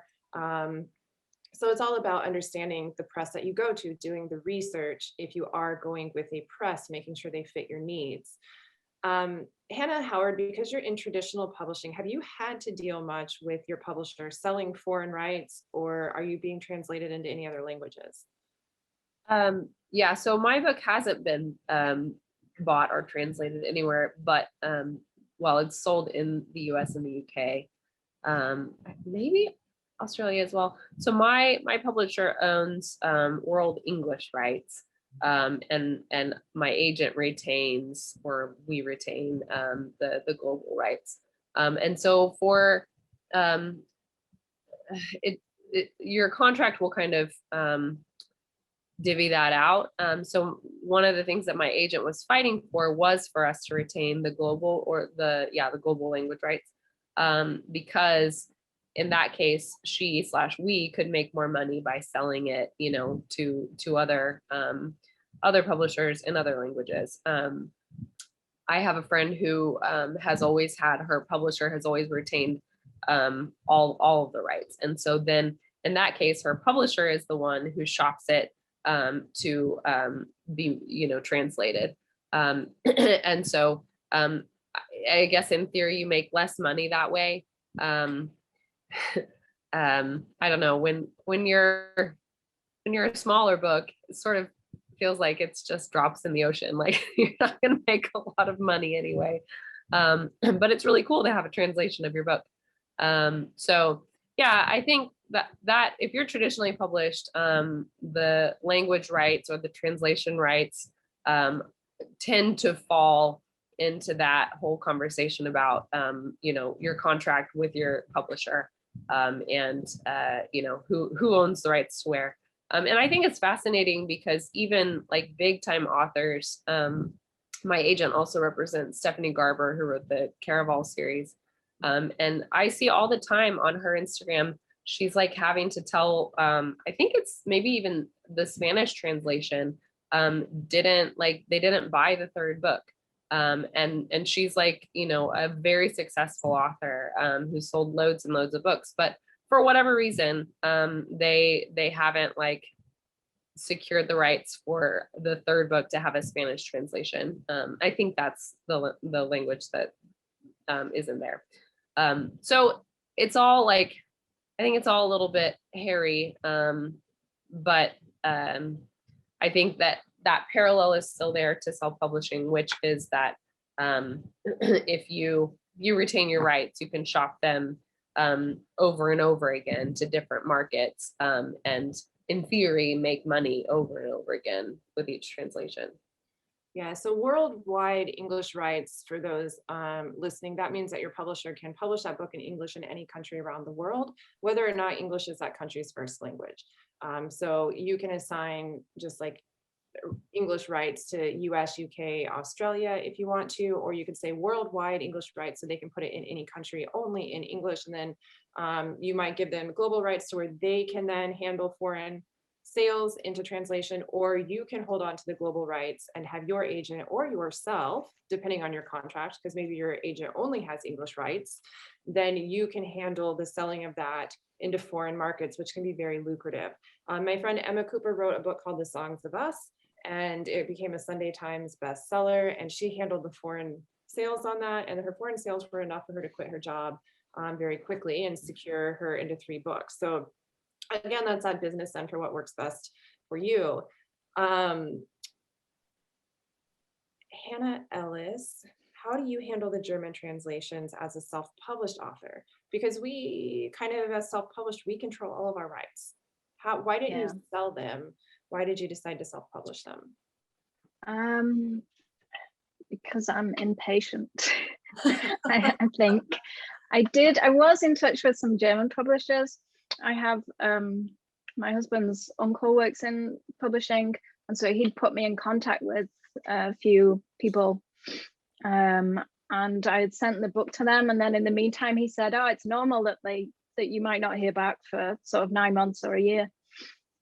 And I sort of went, oh, okay. And I kind of forgot I'd even sent them off. And then I happened to find a translator who was freelance. And I just thought I'll just go with it. But so by the time I heard back from the publishers even, and they all turned me down anyway, I had already had the translations underway. And I'm really glad now because they're doing really well. The German books, it's a really good market to be in. I would probably look for an agent to shop around other languages, because I'm not really, I think the good thing about German is I have some knowledge. I can, it kind of terrifies me sort of doing it alone, or hiring a translator for a language that I have absolutely no knowledge of and no way to check if that's a good translation. So for that reason, I would shop the other markets around, the other languages. Yeah, if I get around to it. I feel like there's just so much to do in self-publishing that you kind of have to pick and choose what your priorities are and where you want to put your focus. So it's one of those things that's on my to-do list. Yeah. I'm gonna ask you two questions real quick. One, did you change your covers for the German market? And two, if you're comfortable telling us, how much did you spend on translation? I'm trying to think how much I spent. I think they were approximately, it depends on the length, of course. So for the translator, and she also has her own editor that she works with, I think it was about 4,000 to 5,000 euros per book, which maybe it was a little less, maybe it was 3 to 4. But I also had looked into some other companies, and that was a really good price. Like you can pay a lot more. But I think, like from what I hear, about 4,000 to 5,000 per book is pretty standard. Yeah. And did you change your covers? Sorry, I didn't know.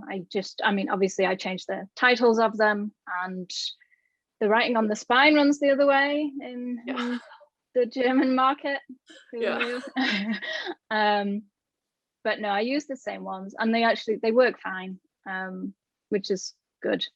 Awesome. Yeah, a lot of times you'll see, even in English rights, the American book, the UK book, and the Australian book will all have different covers because they all sell different in the market too. And that's one downside to self-publishing, is a lot of times if you're self-publishing an English book, you can't change the cover under Kindle. So you can't put the same book up multiple times in Kindle, just with different covers for a different market. They won't allow that. So you have to pick one cover that kind of could potentially work globally. That's why it could be good to hire a designer, because we generally are able to spot trends, and we generally know the differences between country covers and might be able to blend them together for you well. We've got a little bit of time left, and then I want to make sure that I give Christina a chance to tell us what's being asked, if we've missed anything. So let's talk about querying. Beth, you've recently queried your book and you decided to push in self-publishing, which you've already talked about. And then Hannah, Howard, obviously you've queried, and Amy, you take queries. So a question that comes up a lot is, do you have to have an agent? And when should you start querying? Not just in terms of how polished does your book have to be? And this specific one is the question asked gave me a list of genres for it, but let's just talk in general. How polished does your book have to be? Because it is going to be pretty much the same, with the exception that nonfiction, a lot of times you'll have to have 1 or 2 chapters. But Beth, start us off here. Yeah, so I actually write children's as well, and I just attended this yesterday, a question and answer with an agent, and she said that she doesn't hold it against you if your book isn't ready, but she's not going to accept it if it's not ready. So she said it's not like you're going to burn a bridge if you submit your book too soon. But the rule of thumb is you want that book as polished as possible. And generally, you don't want to pitch anything unless it's at least in its final, like you have a complete draft. If you've written I made the biggest mistake. I was in New York. I pitched a book and I'm a marketer, so I had the great elevator pitch, right? And it's this, da da da da. And the woman's like, "Is it written?" I'm like, "No, not yet." And she goes, "Oh." And the thing is that it was a murder mystery, and I found I hated writing murder. I hated it, so I never was able to finish the book. So I shot myself in the foot. I had this great opportunity with a really, one of the big five, and she was so excited because I pitched the hell out of it. It was great, but I didn't have it written. So my rule of thumb is if you don't have at least a completed first draft, do not start querying. Whether or not the draft is as polished and as good as you think it should be probably isn't as important, but just know that they're going to be judging the book like in like a 10-second, like if you don't hook them in immediately, they're just going to pass and they're going to keep going. As this is a YA editor, and she said, I'm not going to hold it against you, but I think that's also part of the children's market too. So I know that's sort of a roundabout way, but definitely if you have a completed first draft, I think you can start querying and just keep looking at ways to refine the book and edit it and get it ready for its thing. And then just keep a good thought and know that it takes a while. That's the other thing too. The interesting thing with children's is I was shocked at how quickly children queries. I got no's within 24 hours. I was like, dang. So, but a friend of mine's querying a science fiction suspense thriller right now, and she's been doing queries for over a year now, and she keeps refining the book as she goes along this last year, but she still has sent out probably close to 100 queries at this point on that book. So. Yeah. If you know me, I'm big on online pitches, Twitter pitch events, which we can, talk about at a different time as well. I'll put a blog up on Happy Writing eventually explaining that and what it is, because that can take up a lot of time. But that's a great way to get out there as well. So that's awesome feedback there, Beth. When you were working with an agent on the compound, how did because you ended up deciding to self-publish, and a lot of that was what the agent said in terms of being timely. Talk through us a little bit about that, because sometimes we talk to agents, like I queried a book on a pitch event. A lot of people know about my story about the Cape Fear Widows Club. I got it in with Jenny Bent, who's the major New York editor, and she read it and she was like, cut 20% of it out, you write too dense. But getting that feedback from an agent isn't always possible. A lot of times agents just send you a form rejection. So you and I both had great experience where the agent took time to help us make our books better. But what did that kind of mean to you, and how did they guide you in terms of getting you to self-publish? Does that even make sense? It's a great question. It really came down to asking me questions about what was important to me, right? So the professional agent, I've had several different professional agents look at the book, and every single one of them says, wow, this is really timely. This is super timely. This is going to be like, this has a market, which is great to hear. And then the but on it is, but publishing right now is just off the rails. Paper shortages, shipping issues out of China, increased costs, like just costs to get things on a container ship, everything, like all of that stuff is really impacting. And Jessica, you touched on this earlier, the pandemic, I think every one of us on this call did the exact same thing. We went into a pandemic and all of us just doubled down and started writing. So it's been a really prolific year and a half, which has just flooded the market with a ton of really great content. And just like the editor that I met with yesterday said, don't take it personally. I'm getting hundreds of submissions a month, the most I've ever gotten in my entire career. is just flooding my box. And I read every single one. So it's just taking longer. So for me, the book was really timely. There's a market for it. But if I wait and do the traditional route, 2023 at the earliest, considering that there's difficulty in getting into printing queues, probably 2024. And I thought the book's not going to be as timely then. So that's really, if I want the book to be read, my real only option, the way that I saw it with the feedback I was getting, was to self-publish it. Is that answering your question? Yeah, definitely it does, because sometimes we don't know what to expect when we are querying and what people will come back with. And sometimes what I tell people is, if you get a rejection, don't take it bad, because they're not rejecting your book. What they're saying is, I don't have the right tools to work with your specific book. And so take it as a blessing that they're invested in your book being a success, and they want you to find the right person. And I think that's what's happened with both of us in that instance. So don't take rejections bad. Right. And the other thing that the editor said yesterday was, or the agent said, you could have, and it was children. So she goes, you could have the best panda book, but if the publisher had just published a different panda book, you're never going to get your panda book onto the market. So that was her example. But yeah, I mean, you know, you're in a queue with every other author, and what's on their list. I mean, you know, like, is it too close to something else, you know, another author in their you know, their library books. So the thing is that a lot of people think it's personal, and it's really not at all. It's part luck of the draw, part time, you know, the timing, part, you know, you just happen to resonate with that person when they're reading it that day, whatever it is, you know, you just don't have any control over it.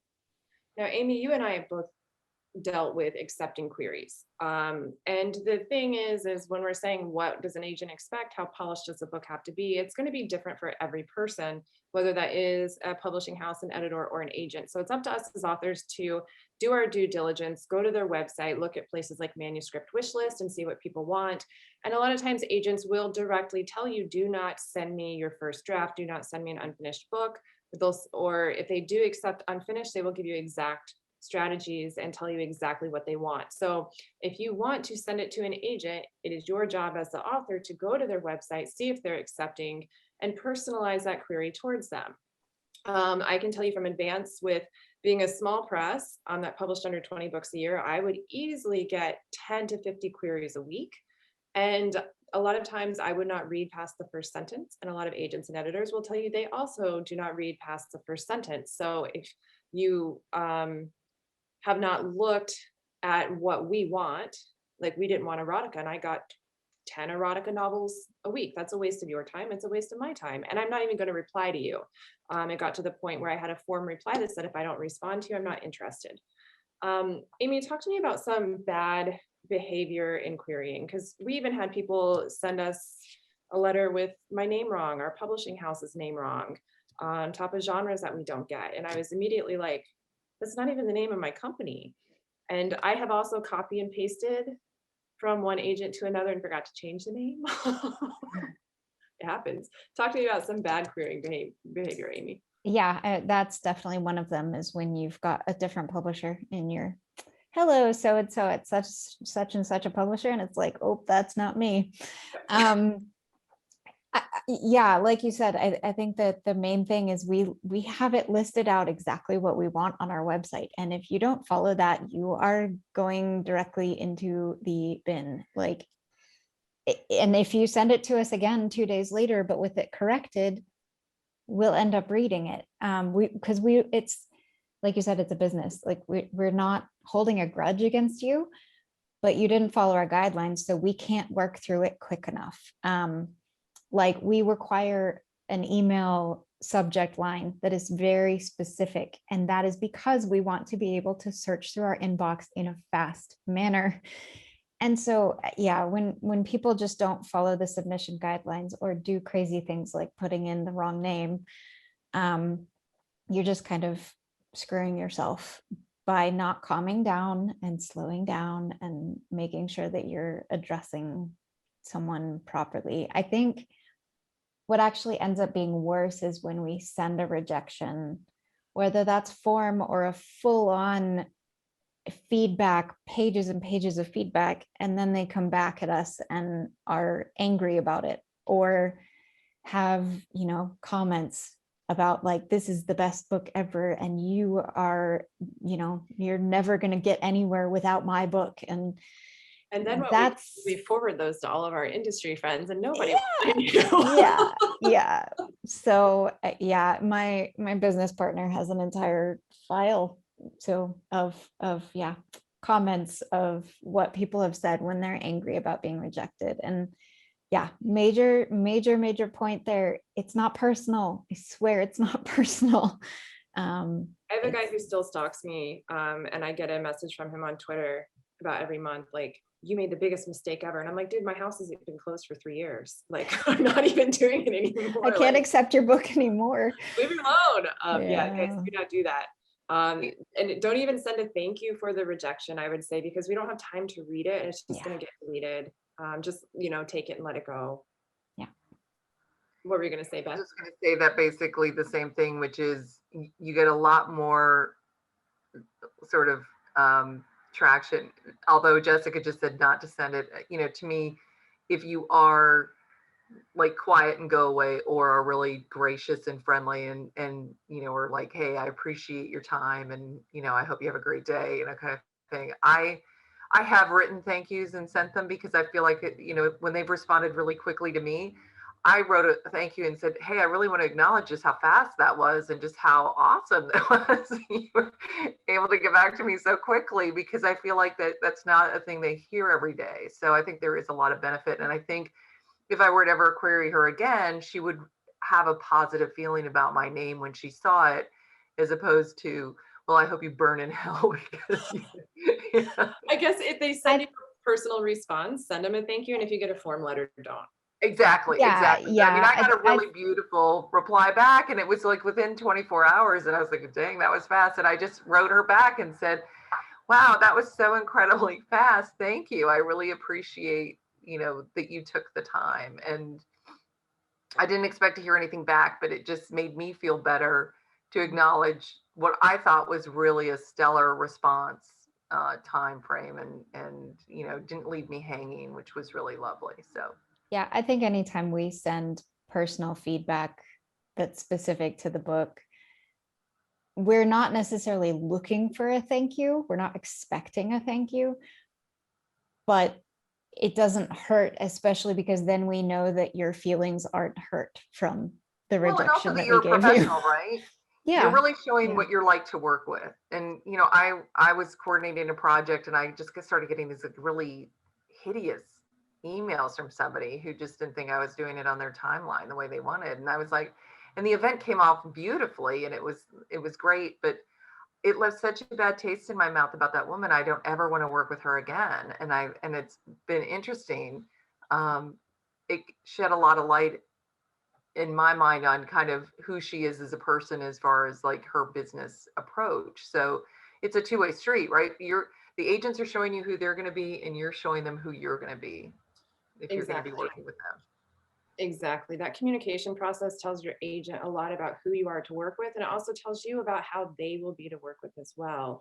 And so Hannah Howard, they say on average, expect 100 rejections, which for a lot of us in the audience are probably going, oh, I cannot deal with that. How many rejections did you get? What was your querying process like? How did you know you found the person you wanted to sign with? Yeah, I tallied them once, and I wish I could remember the exact number. It was more than 150 over the course of 5 years or 6 years or however long it was. And I think to take a step back and maybe offer my own advice, I would not personally query until your book is as good as you think it is possible for your book to be. Obviously, you don't ever want to query on a book you haven't written. You don't, unless it's nonfiction. You don't want to query on a book you haven't finished. I don't even think you should query on a book that isn't perfect yet. Obviously, it's never going to be perfect, ever. There will always be things that you wish that you could change, even when it's out in the world. But use your critique partners, use whatever readers you have access to, use your own brain, use craft books.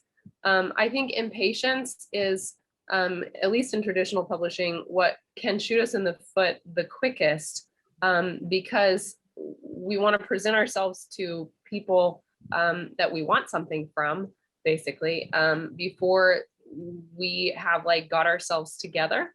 And so like the first, I think I queried 3 books, 3 or 2. It was 3, it was at least 3.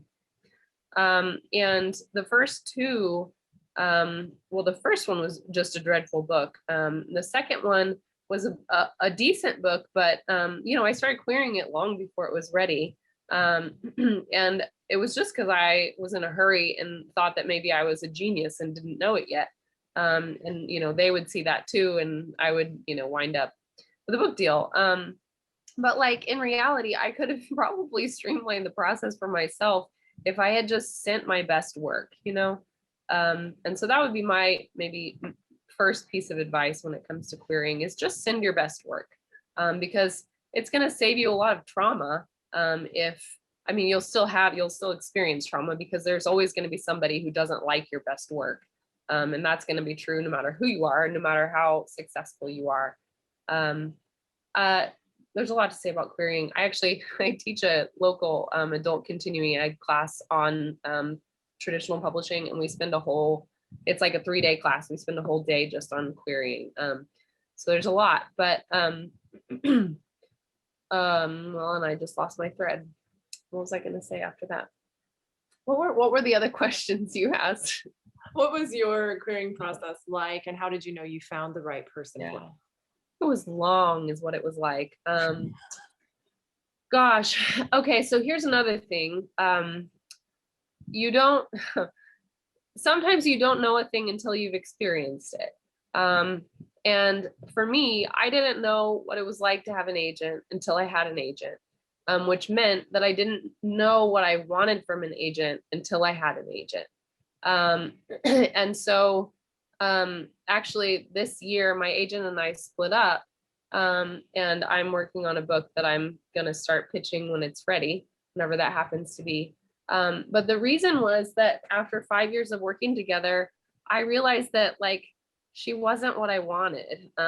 She's a really, really good business person, and she is really good at what she does, but we are not a good fit for each other. And I think we both knew it. And so I think the hard thing about like all of this process is it sort of feels like there's a bunch of holy grails, and an agent can be one of them. And once I get that holy grail, I am like set, right? I am, it's clear sailing from here until the horizon. And really like life is just, and careers and writing is just like a long series of up and downs, and winding arounds and things like that. And so, you know, if it's possible for you to figure out what you want from an agent before you start querying, that's wonderful. If not, like, kind of don't sweat it, because there's a lot of authors who go through more than one agent in the course of their careers. It might actually be more normal for that to happen than for you to have the same author from day one, or same agent from day one till the end of your career. But yeah. So my process was, it was long, and kind of at the end, it was all a bit of a hurry, all a bit of a flurry, because the funny thing about querying, if you don't know this already, is that if you get an offer from an agent, you then kind of like, you don't have to, but it's very encouraged that you then let everyone else know that still has your book in any capacity, if they're reading it or if they have not answered a query and it's not been like years. You're supposed to let them all know that you have an offer. And so what happens is you suddenly wield this like magic wand where everyone's replying to you in a hurry, you know, before you're like sitting around waiting, tapping your keyboard and, you know, refreshing the page every 5 minutes. And now suddenly you're like controlling the game. So you let everybody know, and then they usually will say something like, okay, and you also give them a timeline. You know, I've had an agent offer, and I'm going to let them know by Friday if you could get back to me by then. So then they all come back to you and say something like, no, I'm going to pass, or thank you, I'll let you know by that date. So that was kind of what happened with me. And in the end, I had 4 offers from 4 different agents. I went with, I made my choice based on who I thought would do the best job selling my book. And I mentioned that, personality wise, we weren't a good fit, but she was the best choice for me to make at that time. 2 of the agents that offered aren't even agents anymore. And one of them wanted to change my book in ways that I just could never have stomached.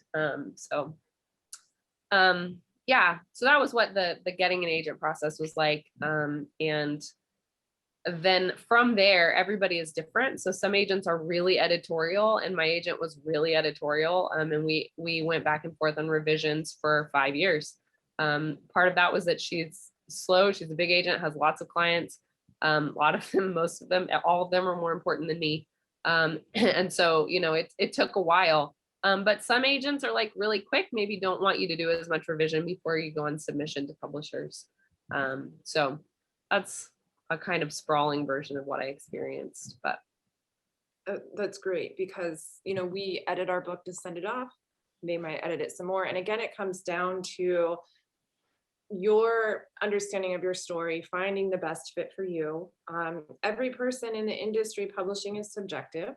They'll say this is the best cover, this is the best editing. And if you don't agree with it, then maybe they're not the right fit for you. So before you sign that contract, make sure you understand what they want to do with your book, where they want to place it, what genre they would market it as,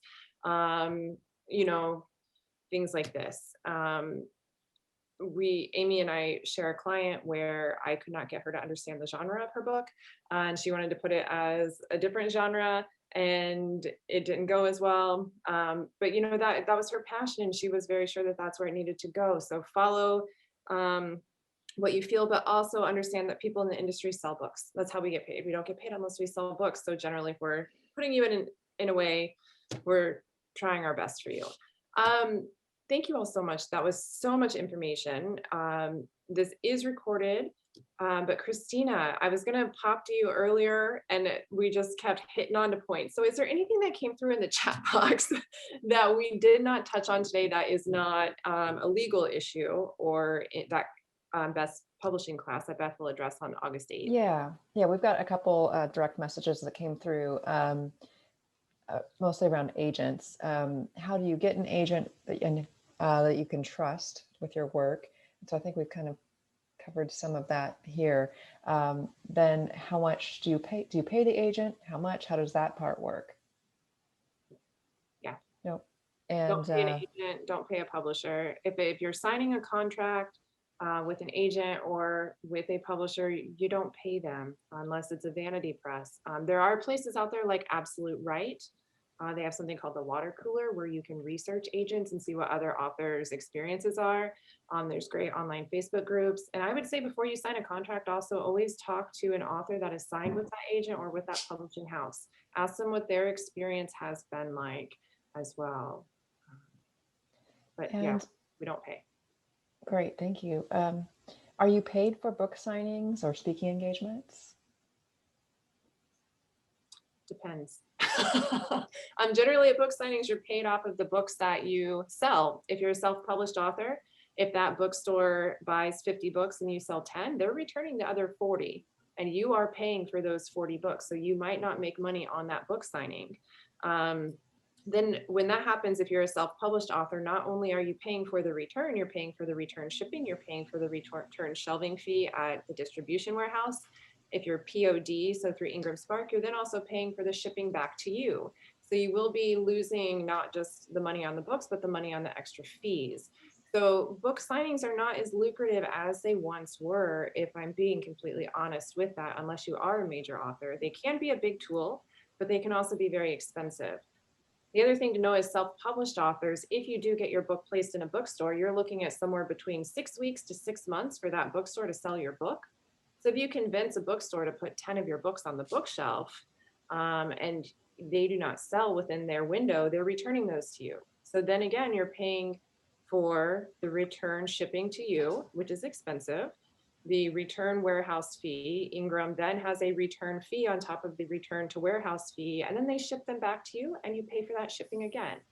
So this happened to me before where I had an author go on a book tour, and at the end of his book tour, he did fairly well because we got him in like Vice News and the Associated Press.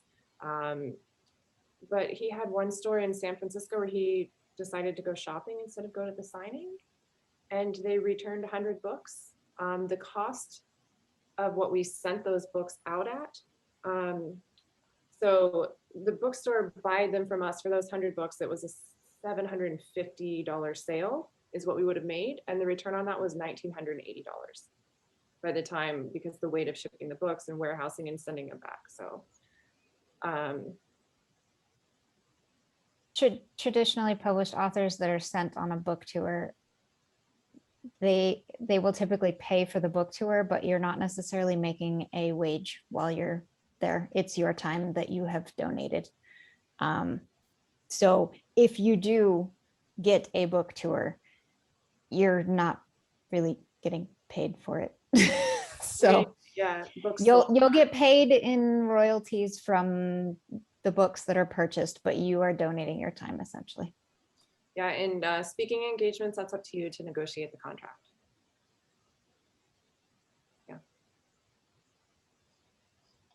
I don't think we had any other questions. There were some comments about that you already read Deanna's comments about the hybrid publisher that she's looking at.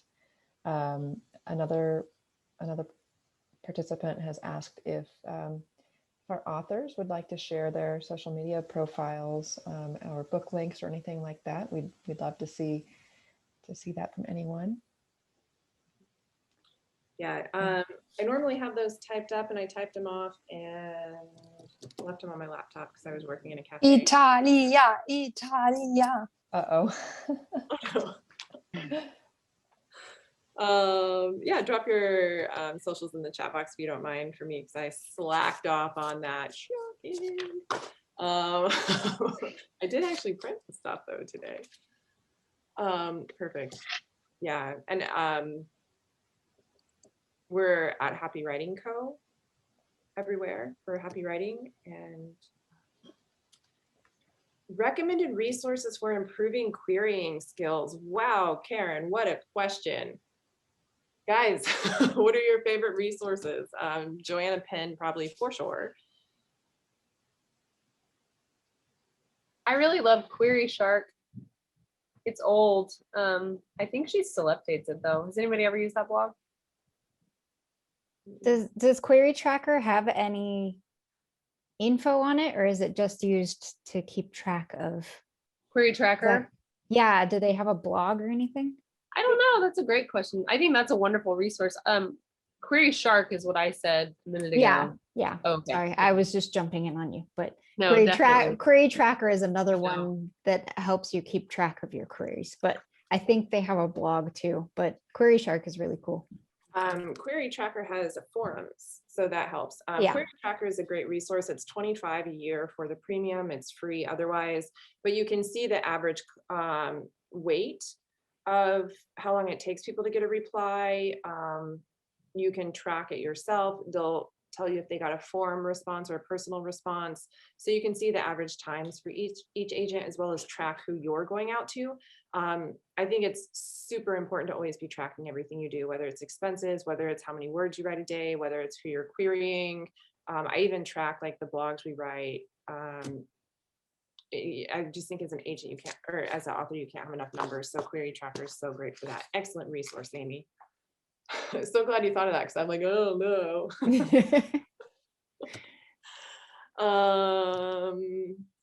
Okay, so everybody has dropped their websites in, which is great because then you can go to those websites and, well, Amy hasn't yet, but she will.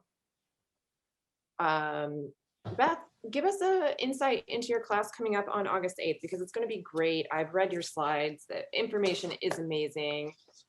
Tell us what you're going to be teaching us about self-publishing on August 8th. Wow, it's going to be a fire hose of information, but I will share the deck. It's a 6-hour class when I teach it at City College. We're going to condense that down into 2 hours. I'll keep slides that we're not going to cover within the 2 hours around formatting the interior of your book to make it look professional, which, as I alluded to earlier, just making sure you're creating something that can pass as a traditionally published book is really the goal and the key. So it's going to talk about everything from whether you want to set up an imprint, how to get an ISBN, who should own the ISBN, your international standard book number, the processes for how to get it through like distribution, your wholesale pricing, how to pick trim sizes, what it costs to produce the book, what to do to get it out into the marketplace, how you can, I got a couple hacks in there as well.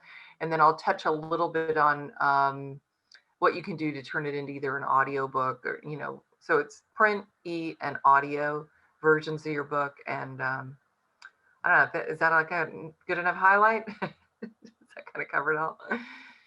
Sorry, I muted myself because Ramona woke up. So Oh, she's walking around and shaking herself. We've got the Get Published. Well, Christina, you tell us about all the great events you have lining up for us. Well, right now, other than the event that Beth just referred to, we also have quarterly, or actually sometimes a little more frequently, Thea, one of our members, runs a really great literary magazine submission event, and she answers any questions you have about publishing, your short stories, your essays, poetry. And we divided up into 2 sessions now, where we have one session where one room where you're talking about if any questions you have about the process and tips that she shares about that. And then another room if you just want to come and have motivation to get together and to make submissions. That's what the other room is for. And so she's really been an inspiration to me to submit 5 pieces a month. And she's got a little Twitter tag that she uses for that as well. And we've got some other things that we're working on, but those are the only ones that we have on the books right now. So if you look at the link that I just dropped in, I'll drop it one more time. We've got all of our socials here on this landing page, and the links to these upcoming events that we just referred to. And if you found this helpful, I'm so grateful to the authors who shared so much, a wealth of knowledge today. Thank you so much for donating your time. There are some administrative expenses that Happy Writing has been putting, and so this is, if you have any money to spare, if you enjoyed this event, please consider going to this link, and there's a PayPal link there. And if you have any events that you would like to see, that you would like to host, that you would like more information on, we're always open for suggestions, anything that you might find helpful in your careers. We'd love to see what we can do to make that happen. Yeah, absolutely. We're all about community. We love the community that has come up. The amazing panel of authors today that gave us so much information. It's hard to put this all into 2 hours. We might have to do a part 2 eventually later. But if you could, support them through social media, share their retweets. It costs nothing to share social media posts. If you've enjoyed it, please consider picking up a copy of their book and supporting their work. We've got great things coming up at Happy Writing. I'm so thankful for Christina and her help with us. As you know, Christina is our Director of Community Engagement. She's brought such great things. We've had a lot of great talks lately, and good things are on the horizon for us. So thank you all for your time, for coming and making events like this possible.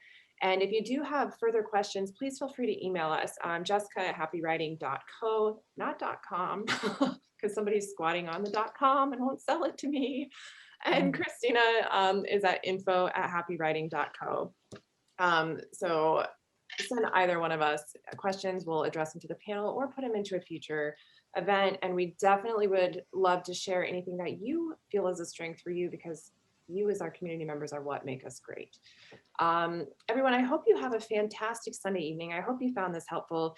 Please say a big thank you to our panelists. Their time was invaluable, 2 hours on a Sunday. We cannot thank you enough for that. I'm horrible at closing things off. I'll just babble until you all close your cameras. That was a great event. Thank Yeah. you so much. Thank you all so much. Please have a wonderful night.